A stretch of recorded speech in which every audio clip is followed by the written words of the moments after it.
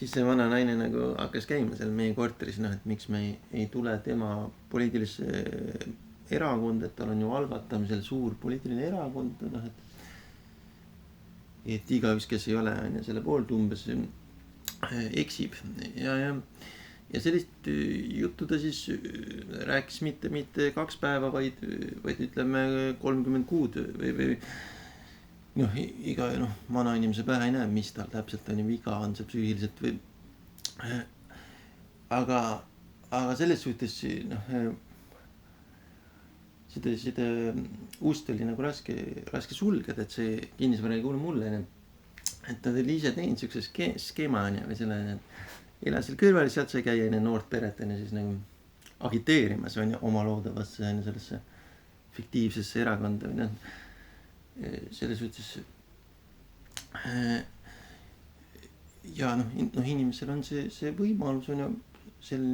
sellist asja nagu teha, eks ta mõnes mõttes mõjub nagu sotsiaalselt laastavalt, et sotsiaalsed suhteid näiteks ei olnud võimalik algatada selle vana naisega, sellepärast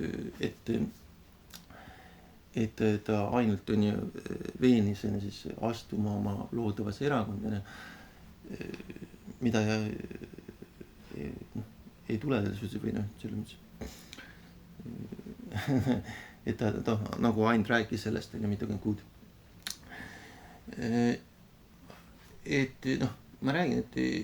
ei näe ju inimese pähe, et tal võib psüühiliselt olla mingi häirid ja pärast tuleb välja, et oligi, et noh, et ma sattusin peale, kui ta tegi seal mingi hullumeelseid tegusid näiteks või käis mulle peale, et ma saadaks mingi ülivana mingi lotopileti läbi Facebook Messengeri tema mingi Ameerika uuele sõbrale või noh, et ta hakkas juba nagu hullumeelseid asju nõudma või selles mõttes. Et jah, noh, tagantjärgi mõnes mõttes on nagu kahju sellest inimest nagu kogu aeg proovib nagu mingi noore pere ust on ja maha murda, et saaks nagu võimule on ju kogu riigis. Aga noh, ega see ei viin sinna ja ka meie on ju kolisime sealt ära selles mõttes pärast, et ma räägin, sotsiaalselt nagu mõjub laastavalt selline tegevus, ütleme, selline agitatsioon siis fiktiivsesse erakonda või mis iganes seal siis pooleli võis olla. Et kahju, omamoodi kahju, et noh, oleks väga tore inimene, aga on endale midagi pähe võtnud